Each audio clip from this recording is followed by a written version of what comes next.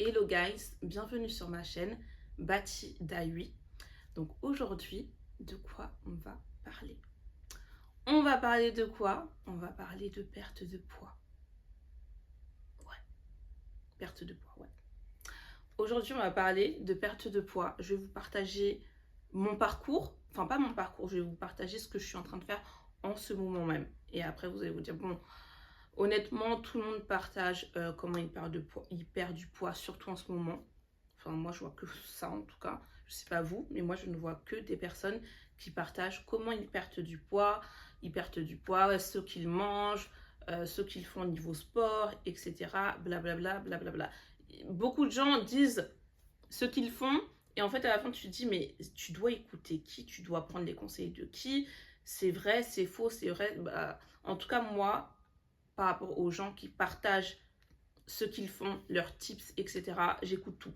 J'écoute tout. En fait, tout tips est bon à prendre par rapport à moi.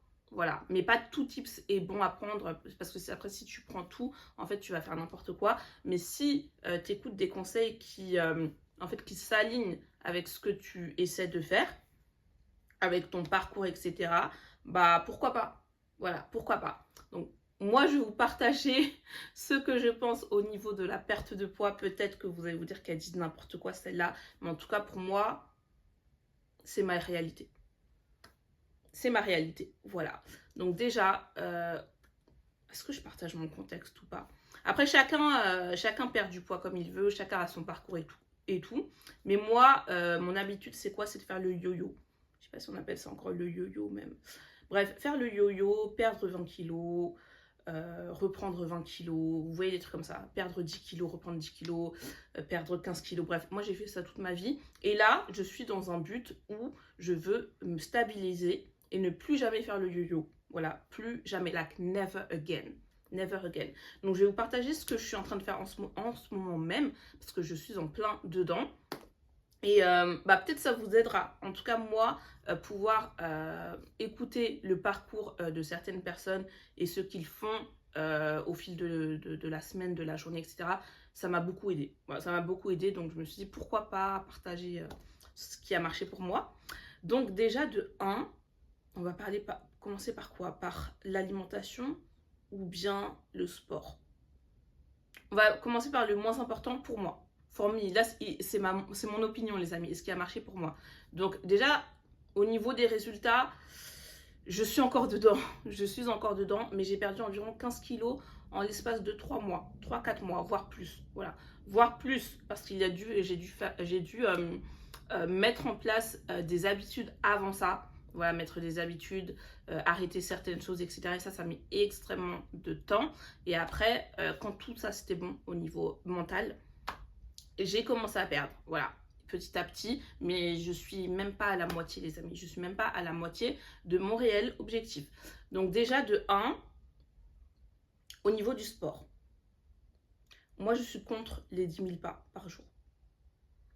Jamais j'aurais cru dire ça, jamais j'aurais cru dire ça, mais je suis contre les 10 000 pas par jour. Alors que c'est quelque chose que je faisais religieusement pendant un moment. Et croyez-moi, surtout quand j'ai voulu me remettre à perdre du poids, je le faisais tous les jours. Et j'ai perdu quoi? Zéro, nada. J'ai rien perdu, rien du tout, vous voyez. Donc moi, je suis pour le fait de marcher. Voilà, de marcher. Moi, j'adore marcher. Voilà, il y a des personnes qui n'aiment même pas marcher, ok? Donc moi, je suis pour le fait de marcher beaucoup, de marcher, etc.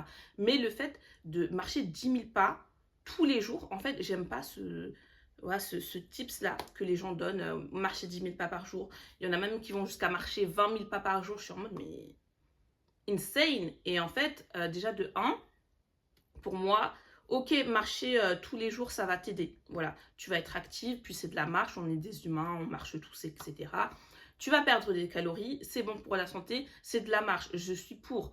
Mais le fait de rajouter le 10 000 pas, je trouve ça commercial. Je trouve ça commercial à fond. Voilà. Le fait que ce soit 10 000 pas, tu peux marcher tous les jours, mais pas besoin que ce soit 10 000 pas. Pas besoin que ce soit tous les jours aussi. Voilà, parce qu'il y a vraiment cette manie où les gens disent faites vos 10 000 pas tous les jours. Tous les jours. Genre, faites-le le matin, faites-le le soir, etc. Mais faites vos 10 000 pas. Et moi, je suis pas pour ça, en fait. Honnêtement, je suis pas pour ça. Et quand j'ai commencé à perdre du poids, je ne faisais pas les 10 000 pas par jour. Donc, non, je suis contre les 10 000 pas. Et il faut savoir les aspects négatifs de ça, parce que je l'ai fait un moment, hein. Moi, je l'ai fait. Moi, j'aime beaucoup marcher dehors, surtout dans la forêt, les trucs comme ça. J'aime bien marcher, j'aime bien faire des randonnées, j'adore. Mais il y a un moment où je faisais les 10 000 pas tous les jours. Et en fait, j'étais épuisée. De 2, j'étais affamée. Genre, j'avais la dalle de fou. Épuisée, affamée. Et de 3, en fait, le temps, tu le trouves où? Car faire 10 000 pas par jour, mais ça prend du temps, les amis. Ça prend genre 1h30. Je sais pas, 1h30, voire plus, voire moins. Ça dépend de ta cadence. Mais ça prend énormément de temps. Et moi, j'étais en mode, mais j'ai pas le temps. J'ai pas le temps de faire ça. Et d'autres personnes le faisaient le matin. Vous voyez, le matin, avant d'aller au travail. Puis d'autres le faisaient le soir. Voilà, en rentrant, tu rentres, tu finis tes 10 000 pas. Après, il y a aussi une autre option, le walking pad. J'en ai un, honnêtement, j'en ai un. Ça m'a beaucoup servi les moments où il pleut dehors. Si vous n'êtes pas inscrit à la salle de sport, pardon. Si vous n'êtes pas inscrit à la salle de sport, le walking pad chez vous, ça peut vous aider. Les moments où il pleut dehors, il y a l'orage, les moments où il fait moins 3 degrés, pardon. Et là, bientôt, le moment qui va arriver l'été, quand il fera 40 degrés dehors, honnêtement, est-ce que tu vas aller à la salle de sport? Don't know. Est-ce que tu vas marcher dehors? Don't know. Est-ce que tu vas faire du sport dehors? Bref, en tout cas, tu as le walking pad en option. Donc, est-ce que je vous recommande d'acheter un walking pad? Si vous en sentez le besoin, oui. Si vous pensez que ça va vous servir, oui. Sinon, non. Voilà. Honnêtement, au niveau du walking pad, moi je ne l'utilise pas tous les jours. Voilà. Il y avait un moment où je l'utilisais un petit peu plus que d'habitude, mais je ne l'utilise pas tous les jours. Mais si je peux l'utiliser juste 5-10 minutes comme ça, par-ci par-là, souvent, je me dis pourquoi pas. Donc au niveau du sport, moi je trouve que c'est pas le plus important. Après, ça dépend où vous en êtes dans votre perte de poids, etc. Mais si votre but c'est vraiment de perdre, et ben pour moi, le sport, ça passe à côté. Voilà, ça passe vraiment à côté. Ce que je pourrais conseiller au niveau sport et ce qui a marché pour moi, c'est de faire du pilates. Le pilates, ça ne va pas vous faire maigrir, mais ça va vous aider à, je sais pas, être un petit peu plus flexible au niveau de votre corps. C'est un sport qui est très low impact. Ouais, je sais pas si c'est bien pour le cortisol, l'autre insuline. Bref, j'y connais pas, j'y connais rien.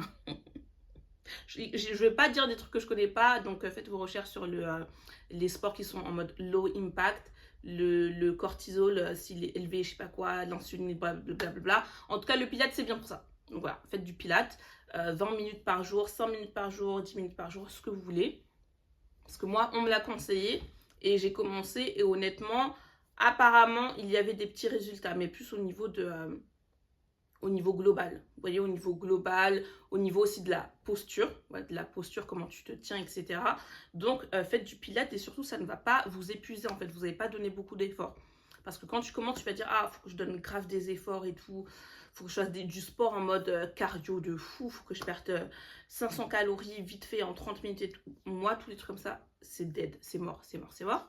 Bref, au niveau sport, donc voilà, moi, j'ai commencé avec du pilates. Voilà.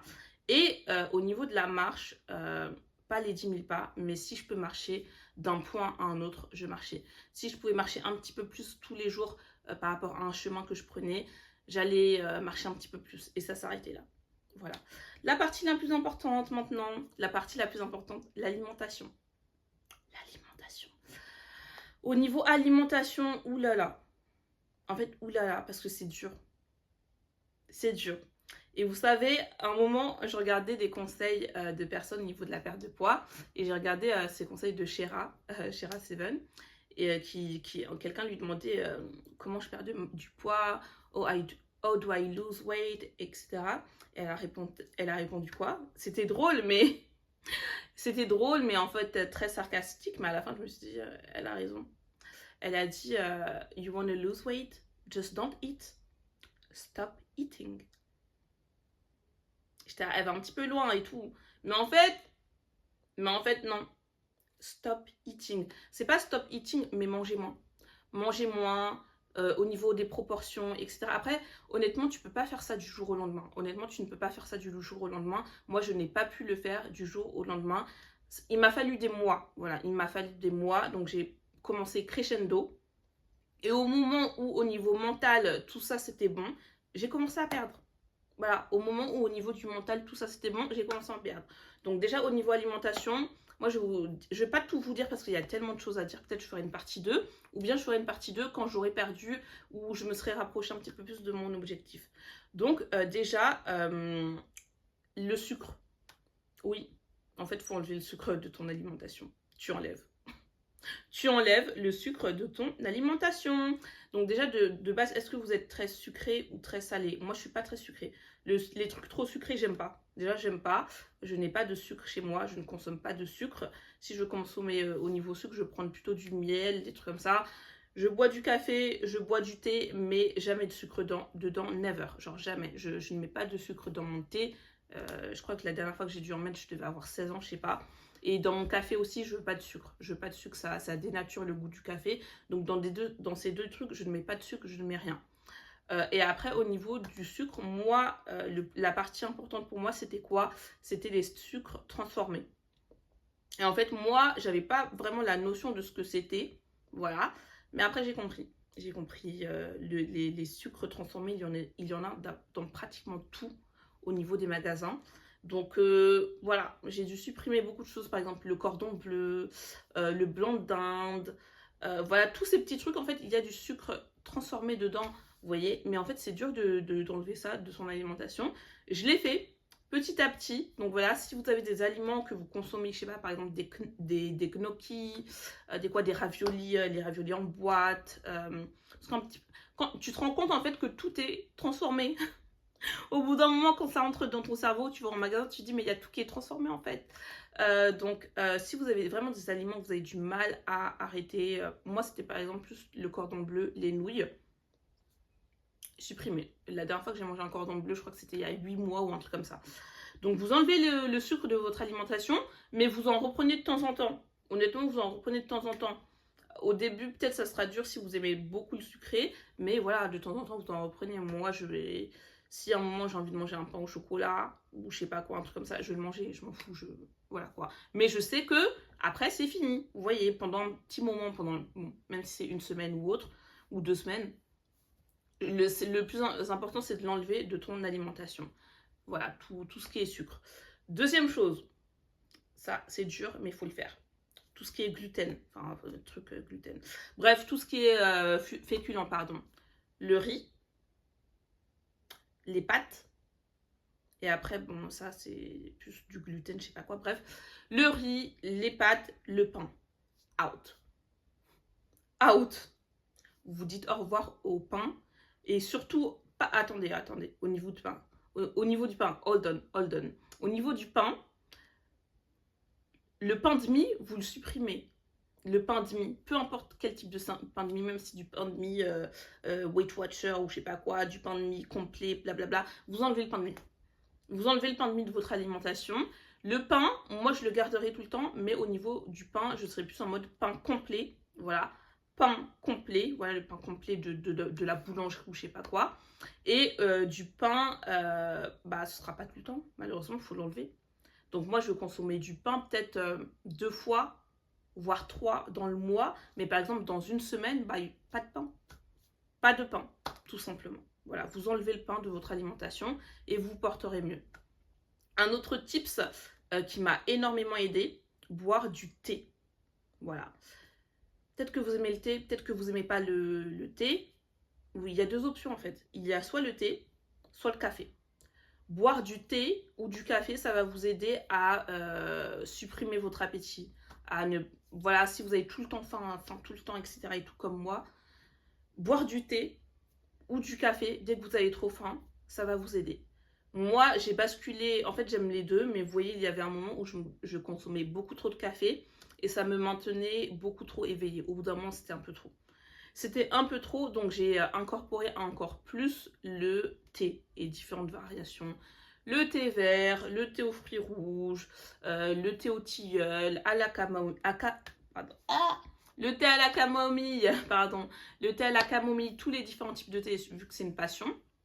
Donc incorporer le thé, bien évidemment on boit 1 litre, 2 litres, 3 litres d'eau par jour, ça tout le monde vous le dit.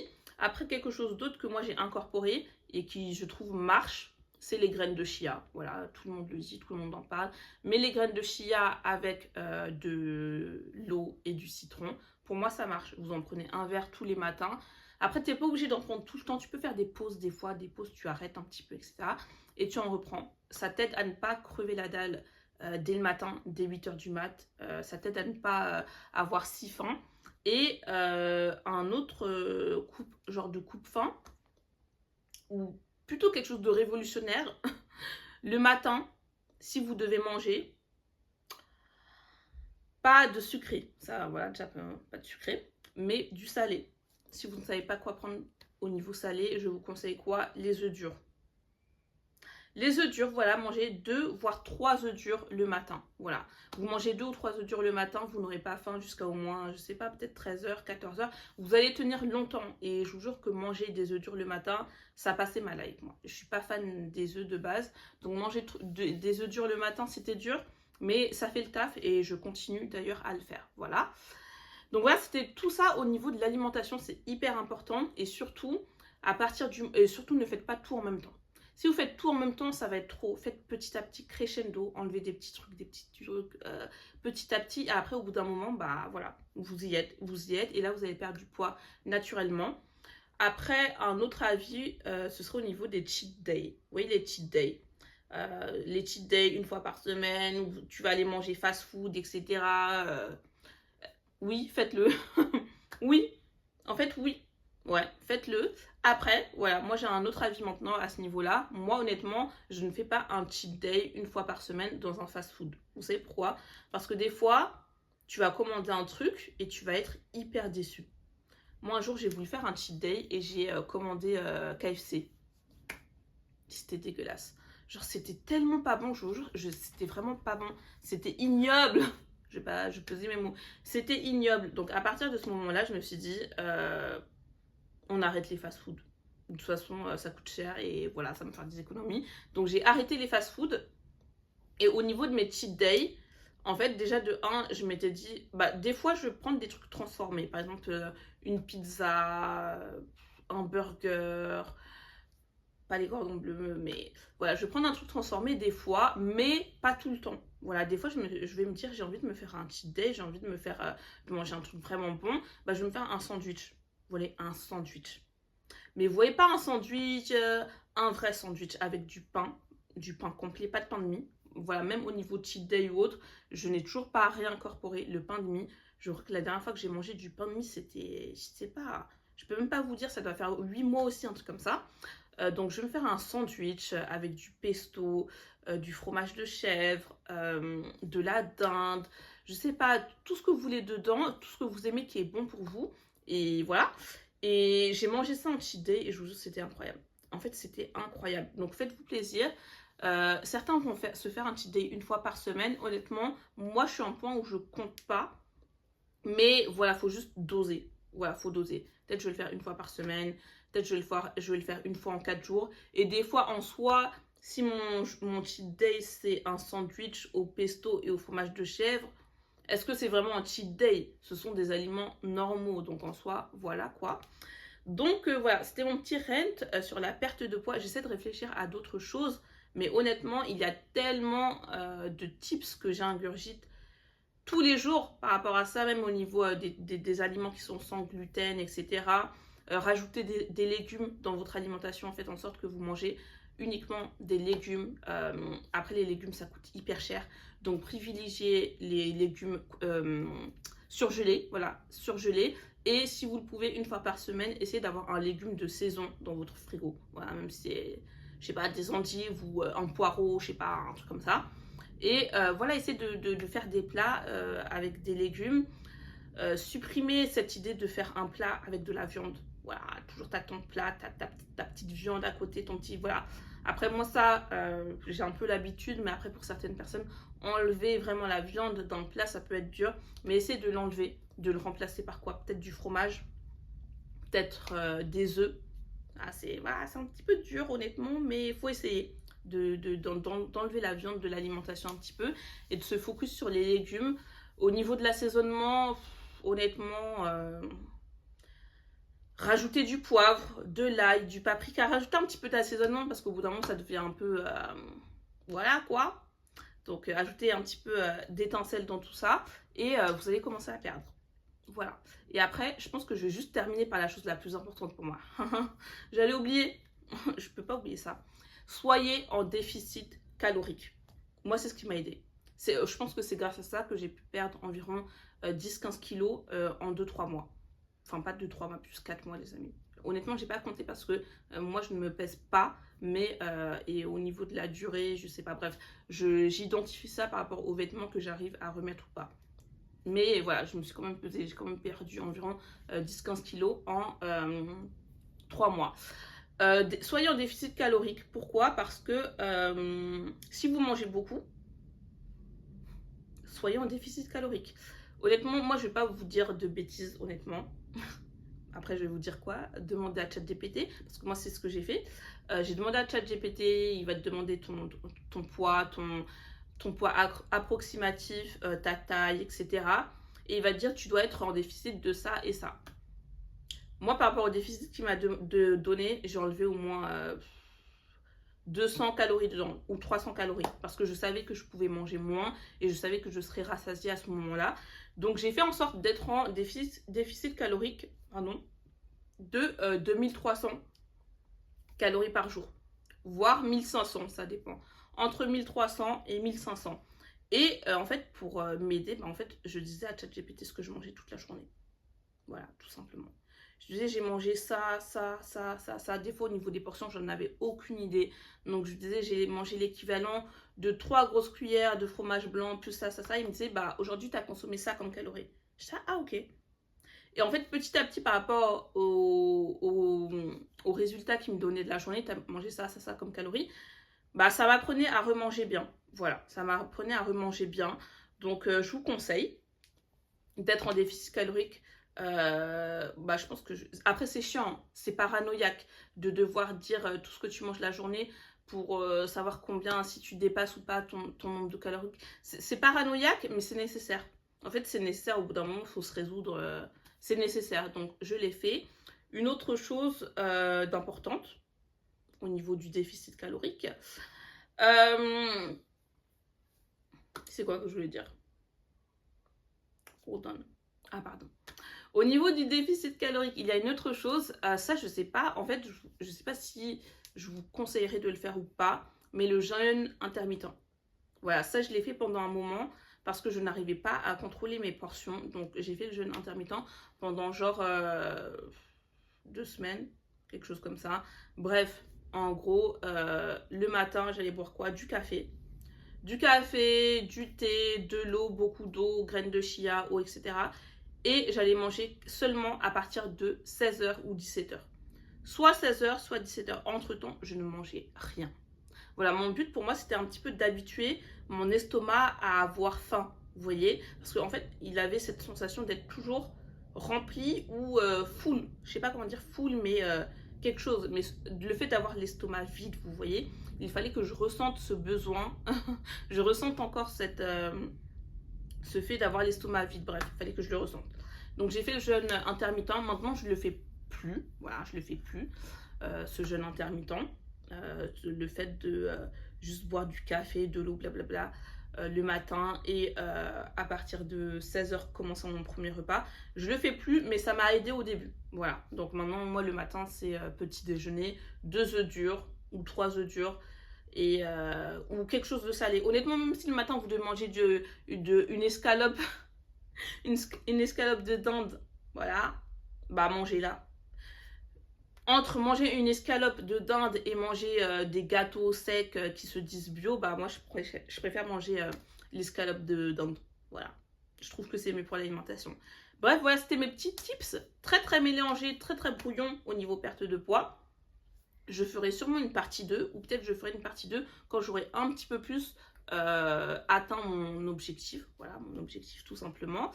En tout cas, le but ultime, c'est vraiment de ne plus faire le yo-yo. Ne plus faire le yo-yo, d'instaurer un style de vie, enfin un style de vie, plutôt un style de vie alimentaire, voilà, où vraiment je réfléchis un petit peu plus à ce que je mange, voilà, ce que je mange et comment je mange. Et voilà, c'était mes petits tips au niveau perte de poids. Si vous en avez d'autres, honnêtement, mettez-les dans les commentaires, parce que moi aussi j'en ai besoin. J'en ai aussi besoin, donc si vous avez des tips, mettez-les dans les commentaires, je vais les lire. Si vous avez des questions, mettez-les dans les commentaires aussi, j'y répondrai et je lirai aussi si vous avez des tips dessus. Et puis voilà, je pense qu'on va s'arrêter là. Merci d'avoir regardé cette vidéo. Si vous êtes en perte de poids, good luck! Franchement, good luck, courage, parce que c'est pas facile. Ce n'est pas facile, mais c'est nécessaire. Voilà, comme c'est nécessaire. C'est nécessaire. Donc voilà, bonne chance à tous. Merci d'avoir regardé cette vidéo. Si vous avez aimé, ben, vous likez. Si vous n'avez pas aimé, bah, je sais pas. Bref, likez si vous avez aimé. N'oubliez pas de vous abonner à la chaîne. Et je vous dis à bientôt. Guéros Hilas. Salut tout le monde.